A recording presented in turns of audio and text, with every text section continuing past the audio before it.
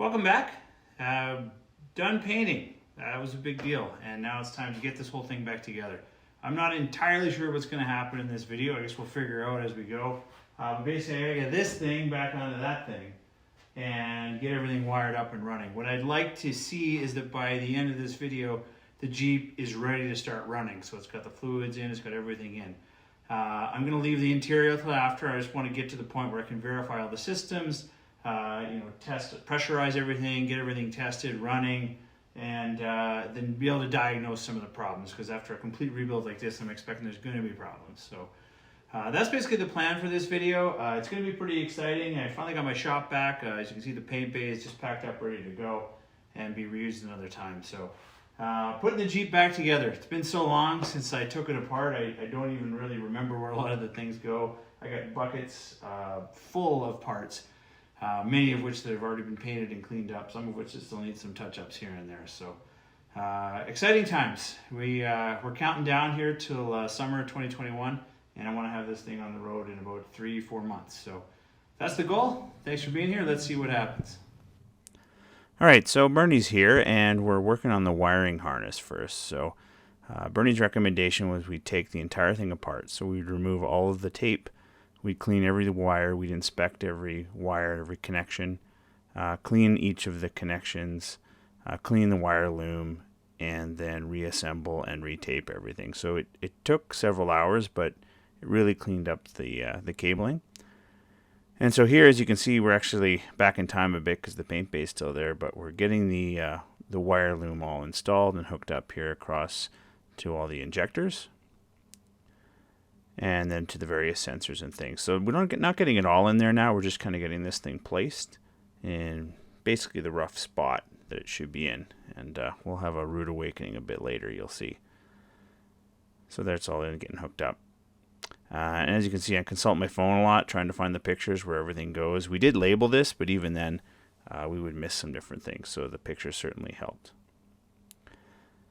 So Bernie's gone, and now I'm working on the internal carpet. I decided to do this now, rather than later, when it's already installed in the body, just because I have access to everything. I can see both sides of the tub, so anywhere I need to punch holes through, I'm able to do that. So kind of just test fitting everything out, getting it where it needs to be. This is a brand new carpet from ACC. It was pretty expensive. I think in Canada it was $500 by the time it was here. And in order to punch the holes, I'm just using a soldering iron, and it just kind of melts its way through. It's a really nice, clean way to do this. I know a lot of people struggle doing this, and that's why I wanted to do it early. And there again, poking little holes, doing all the test fits on the seat rails and so on. And going into the back, doing the same thing. This is the rear seat. And then also going on to the fender wells here. And of course I got to cut out the opening for my subwoofer as well. That subwoofer, it's just the gift that keeps on giving. Okay, and finishing out all the remaining holes. Now we're moving on to the sound deadening. So this was sort of an optional step that I wanted to take. I know the Jeep doesn't insulate well from road noise or from heat for that matter. And without air conditioning, it can get pretty warm in there.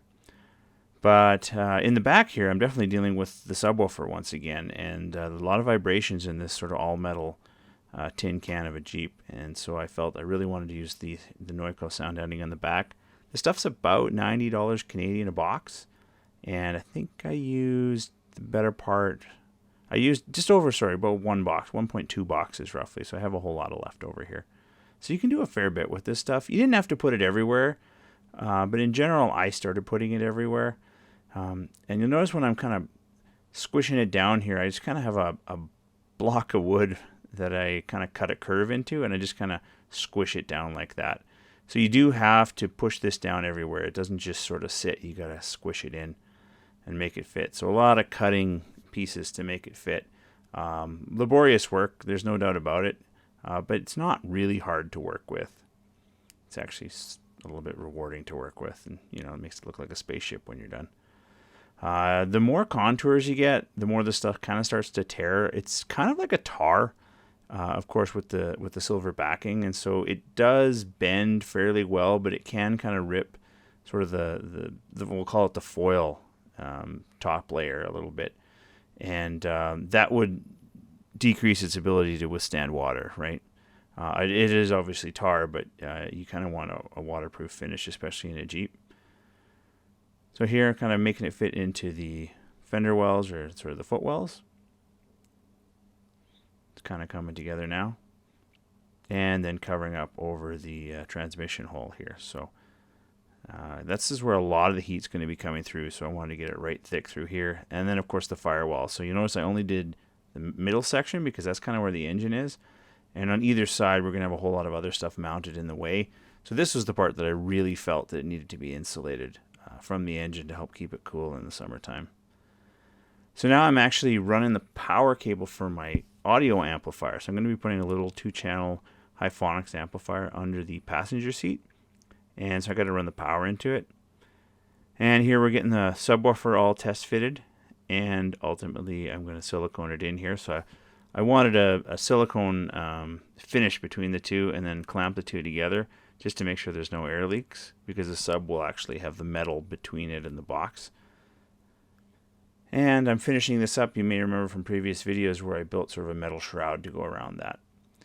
And now doing all of the sort of the heat deflection pieces of tin that are on the bottom. I did treat those all with the underliner as well.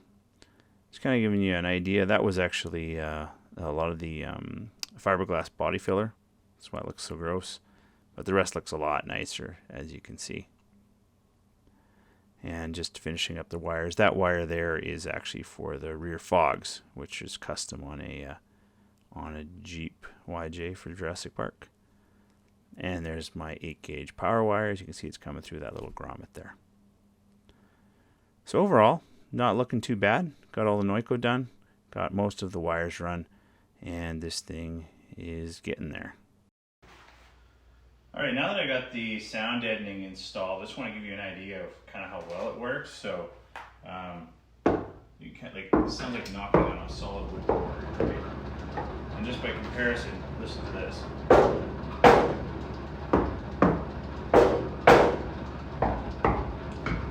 So I'm really happy with that because it's going to eliminate a lot of the noise that comes from the road, from rocks and dings and so on. But also, because it's deadened, it also means it isn't going to chip as much either. So it's actually going to add sort of a strengthening just from the resonance of it. So I'm pretty happy with how that turned out, and we'll get back to the video here. All right, so I'm running a couple of the wire guides here down the side, a couple of the looms, and then here on the other side as well. So these are for things like the tail lights and the rear window washers and so on. And they snip in there pretty easily. And here I'm actually putting some spray foam behind the sub box because, again, this thing is going to rattle like crazy, and I'm really going overboard on making that not being a problem. And now working on the exhaust system. It's one of the only mechanical parts left. It's not welded, just bolted together with the U-bolts. I do have a new catalytic converter for this, which is a lot smaller than the old one, although the same ultimate length. And then putting in the tailpipe as well. I'm just kind of hanging it from this board here. And then hooking it up to the header. There's that little union piece compression ring in the middle. And then going to torque it down to the right settings.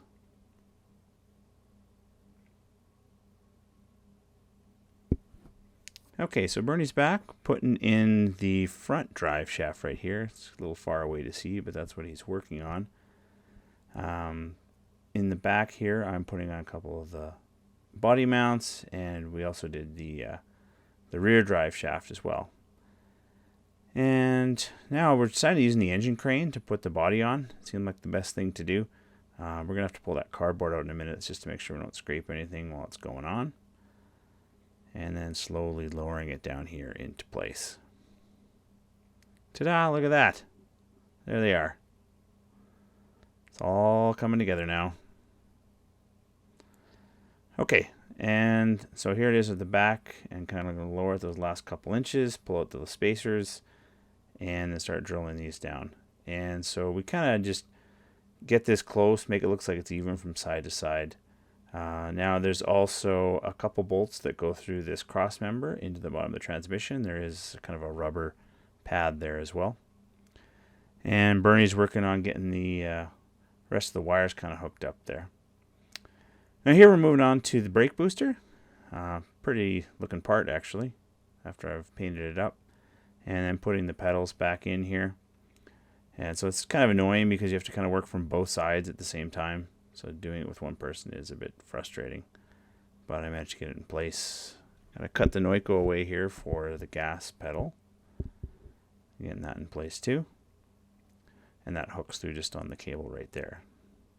Over to the throttle body. These are the washer lines. Just kind of getting them up out of the way here and then putting the nozzles in.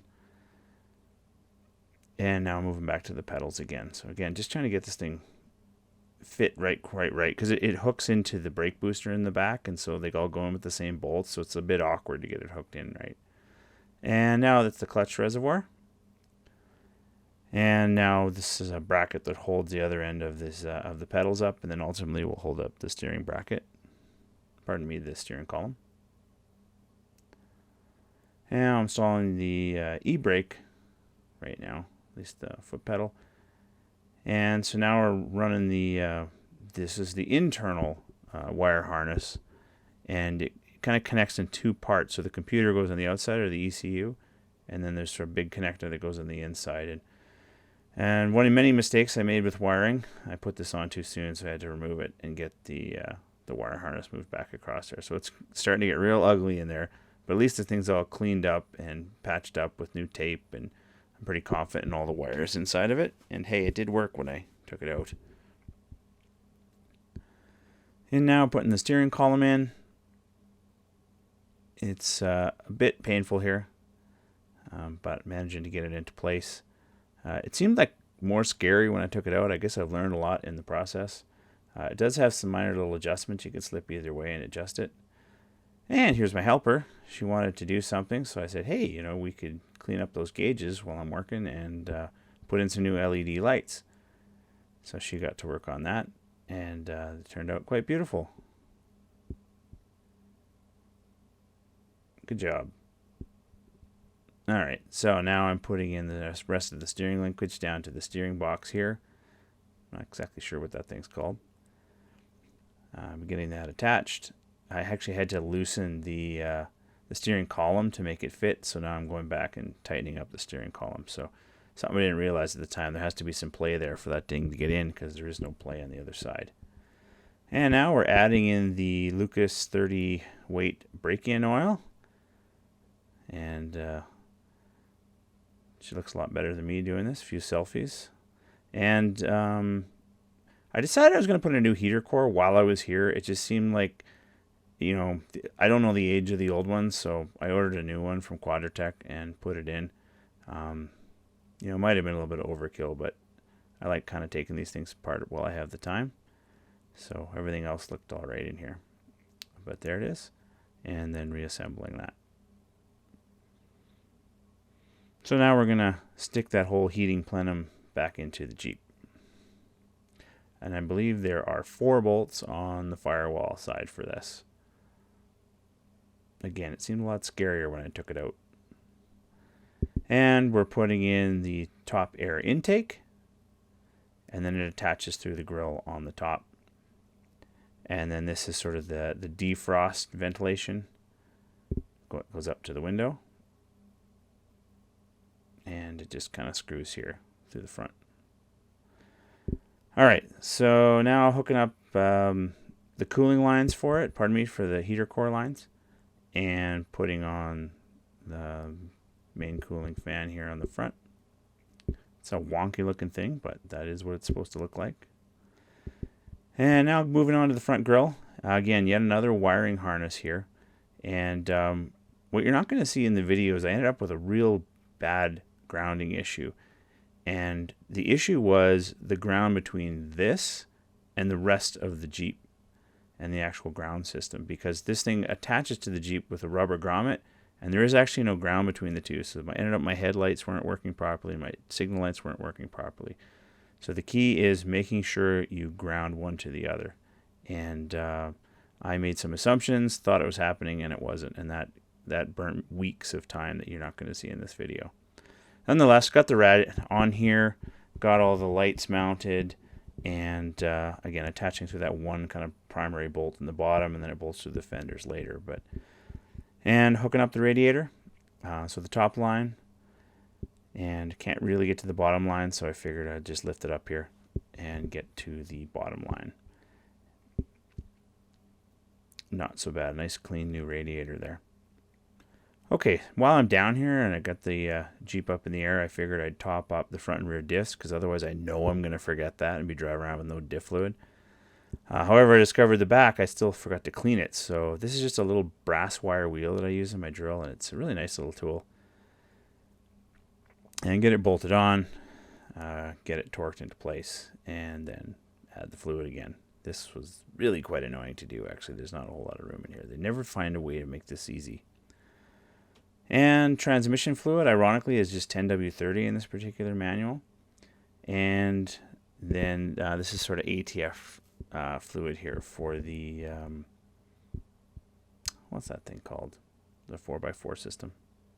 Can't remember. All right, got my helper here. We are bleeding the clutch system. So this ended up getting all over me. And then we also bled the brakes, so she would press and I would drain it. And all right, so we're back in the engine bay now and attaching the ECU. So remember how I talked there was a plug there? And so it's kind of got just a couple big long screws through it, and you can fasten that. Just topping up my brake fluid while I'm here and putting on the air box, and then putting in the air filter and hooking up the remaining hoses for the air box. Now here's where I start to discover the problem.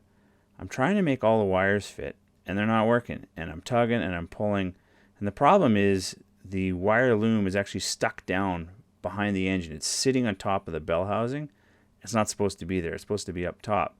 So I've decided the easiest way to fix this at this point, rather than taking the body off, is to actually lower the engine. So I use my crane, pull out my engine mounts, and I lower it down. It ends up breaking my chain. The engine falls. It ends up being a complete nightmare. These are things that only happen to me. But in the end, I did manage to get this stupid wire harness free and back up where it's supposed to be. And eventually, here you can see I did manage to get the engine mounts back into place. It was a real nightmare, but it's typical how things go for me. All right, so now wire loom is up where it's supposed to be, sitting on top of this little bracket here. And I can get everything hooked back up where it needs to be. So I can reach all the sensors now. So probably a good thing that the sensors didn't reach, otherwise that loom would have been in the wrong place and it might have got damaged down there. So these pictures matter. And putting on the battery tray. Again, real easy. And of course the nice red powder coat looks awesome. Fuse box, and then the battery, and then the battery connectors. Okay, here we are on a cold morning in April. Gonna start this thing up, hey Bernie? We're going to give it a shot, so here it goes. We were up to the point right now, we're going to hook the positive cable up, and we're going to see if anything sparks or catches fire or melts down. If that's all successful, we're going to turn the key and we're going to prime the fuel up to the fuel rail, to the injectors. Then we're going to turn it off and we're going to check for leaks. And if there's no leaks, then we're going to check all the fluids one more time. And we're going to wheel it over a few times without the coil wire on, just to get some oil through the motor. The motor is brand new, rebuilt, but it's got some stuff inside they put in it. I'm not sure what it is, to make sure it's not a dry fire, but we're just going to take precautions. And if it ain't luck, then we can put the coil wire on, and we're going to run it for about a half hour and fluctuate some RPM with some braking oil. We're going to do that 2 times. And we're going to be adding coolant and checking for leaks as we go. So here goes nothing. Let's do it. So before we get started, Bernie's just double checking the grounds here. We're just cleaning them up. We're going to check over the wiring, spark plug wiring here. We're going to put in some fuel, which ended up being way more challenging than it should have been. But at this point, I'm going to kind of turn you over and just kind of let you watch live what we go through here. We're going to try priming the fuel system, and then ultimately we're going to get over to turning it over. So I'll just leave you with Bernie.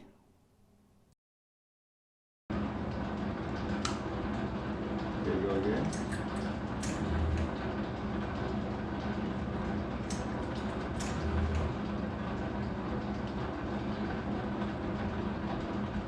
Go again. That brrr, that's long. Good. That's good. Okay. This is time. Make sure she's in neutral. Mm-hmm. I put a whole pile of blocks in the wheels. Okay. And just Here. You get hurt. see if the key will turn. Just click it, you know what I mean? But just see. Go ahead. Well, the shit, Bernie, turn! Good. Okay, so wheel her over. For how long? Just a little bit at a time. Keep going. Keep going.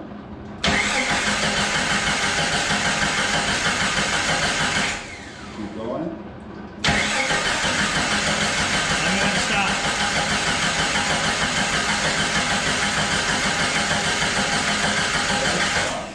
Start to rest for a sec. Any oil pressure? I didn't look. Which one says oil pressure? That one, okay.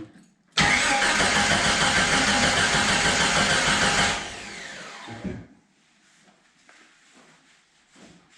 Nothing smoking. The voltage is showing up. Okay. Nothing smoking, nothing hot. Fuel tank is showing really low. Okay, that's okay. There's not much fuel in it. Well, that was exciting in itself, eh? It is. It turned over. Okay. How do you know if the oil's getting through? Well, that's what it's doing right now with the oil pump. Yeah, but how do you know? Well, we're gonna find out. You just hope. Yeah. So I'll know right away because if it's ticking, the ticking don't go away in a few seconds, like 10 seconds, we shut her down. Okay. It won't hurt it, but it just, that's what it works for. Do me a favor, reach in there with your hand, press the gas pedal. Does it stick or anything like that? It's free. Good. No, we're good. Okay. We're good that way. Should I be sitting in here so I can push the pedal? No, you should be okay. Okay, wheel it over some more.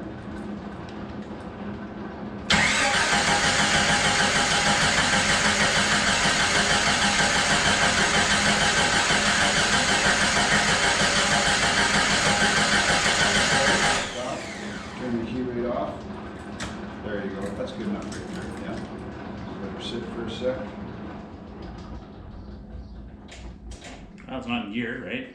Yeah, We'll no. prove that. Yeah, no, we're not in gear. Well, we have, are cool enough to move it all. Okay, do me a favor and wheel her over again.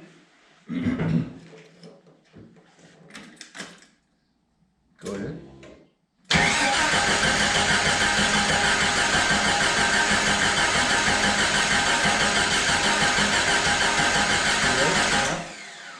Seeing anything?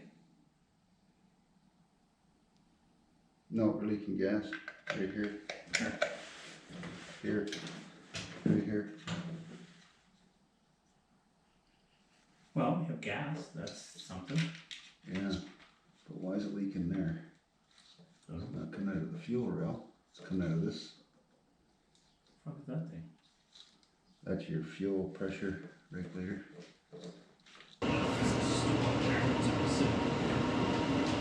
Are we, if once it starts the first time, are we gonna go straight into the break-in? So you gotta take it up to like 18 to 2500 RPM and so What on? we'll do is when it fires up, fire it up, and when it fired up, one thing I want you to watch for right away is the oil pressure. Yeah. Okay, so oil pressure. Let me know if you see it move. If you don't see it move, you let me know if it's not moving. It should start moving right away. Something just flashed here when I moved this thing around. What, like a spark? No, like a light turned on and off.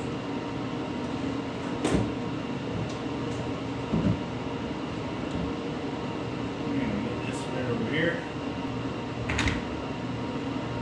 Okay, we got this here.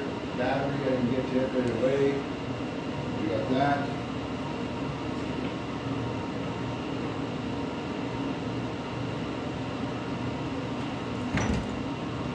Good there.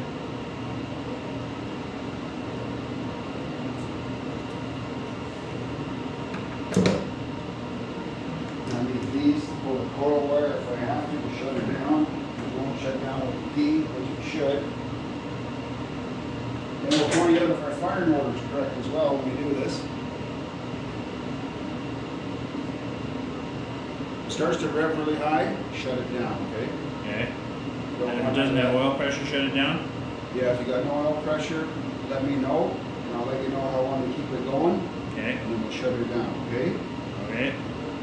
Okay, 1, 2, 3, go.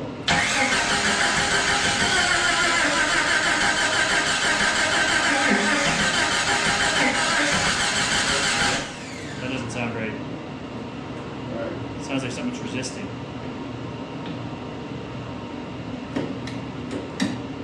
Go. Okay, turn it off. Let's check the firing order.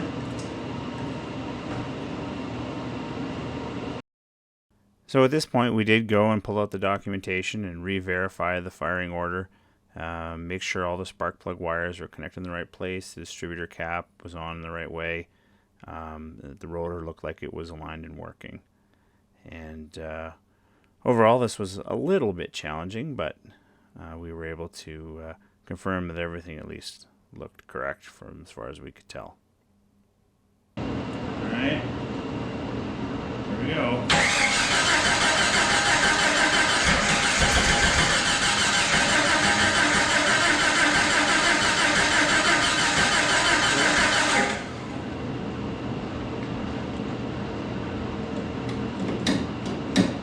Go.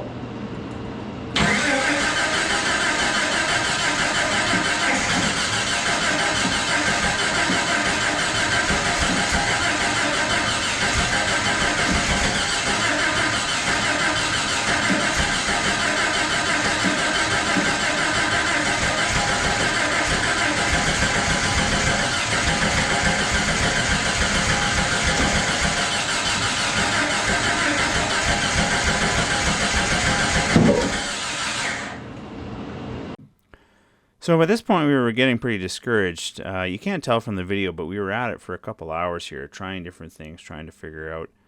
Eventually, we got to the point that we felt that we should replace that fuel pressure regulator.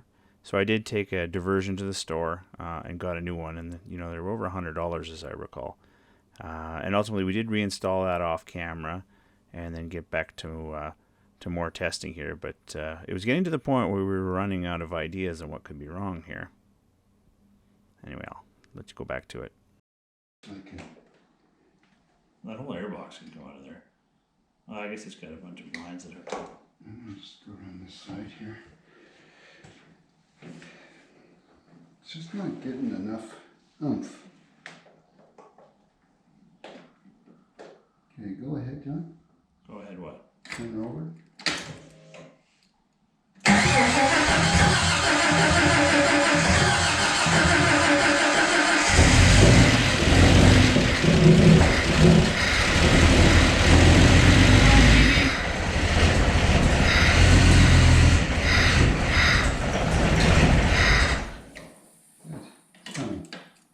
All right. Let her sit for a sec.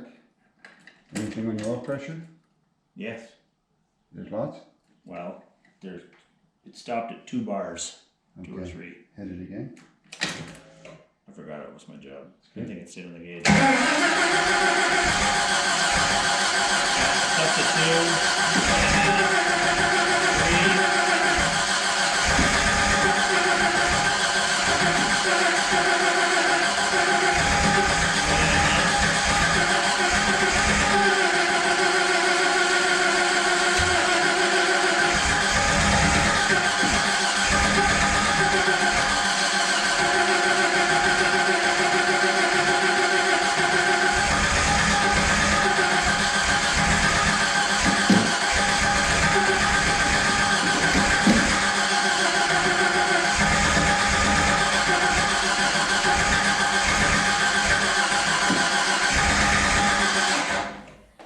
Yeah, it's going all the way up to about 4. So at this point, we'd actually already gone back to the old cap and plug wires because we thought that could have been it, but that wasn't showing any success. And so Bernie decided to actually pull the distributor out and take a look at if it was aligned properly. And so that was really the next thing that we tried here. Crank her over, Johnny.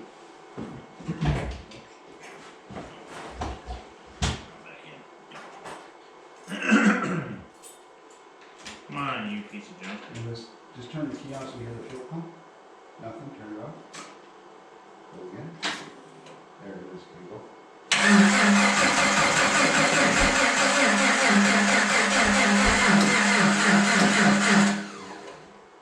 So that shows it's out. Right there, that's out. What's out? There's no fire whatsoever. So the way we had it before, we were getting fire. Oh, you changed something? Well, no. Well, like, yeah, because I checked the firing, like, the way our router was pointing. Yeah. It was pointing the other way before. Now, top dead center, it's pointing to number 1. Before it was pointing to number 5 or whatever. It was way over in that corner. Up here, number 6. So the way you did it now is wrong? So now, putting it into top dead center is, we're not getting no fire. So what does that mean? So I'm going to put it back the other way and see what happens. Like, we're going to get what we had before. Right, well, when you're doing that, I will put the new battery in. Yeah. So by this point, we've gone through 2 batteries, and I was kind of going back to the first battery again after a charge. And I didn't truly understand what Bernie was saying here. But ultimately what he did is he pulled out the distributor and turned it 180 degrees. And we were going to try and see if that would make some sort of difference, because it just wasn't sparking when it was supposed to be sparking. Right, so we're back to square one again. Okay, the fuel pump on. Hit it.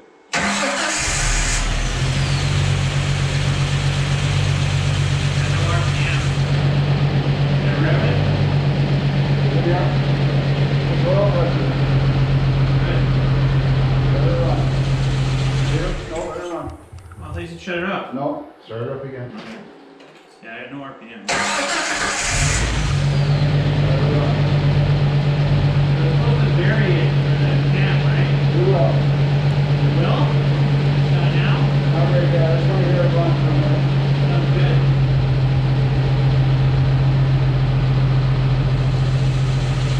Yeah, so we're not trying to They put the time in.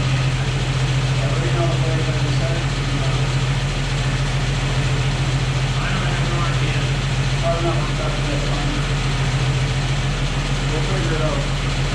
You got your temp done? What? Your temperature done? I still run the thingy over there.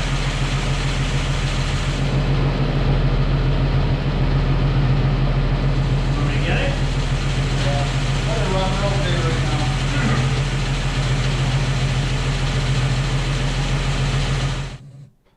Alright, so just backfilling a little bit on what Bernie was explaining to me in the video, and to be honest, I still don't truly understand it.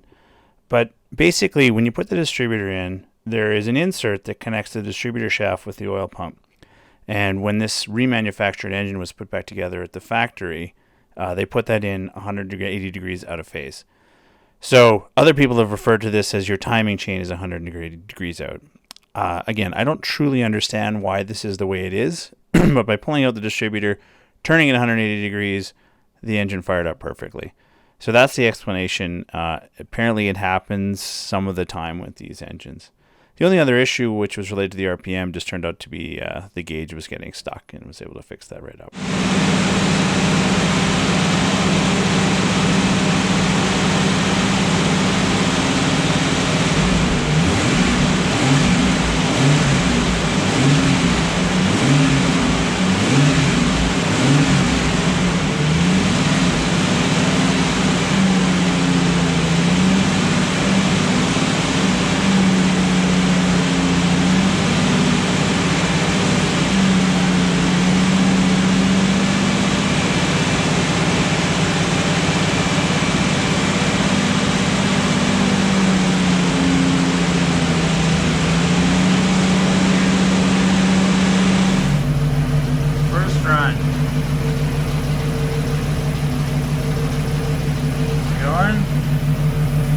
Pressure.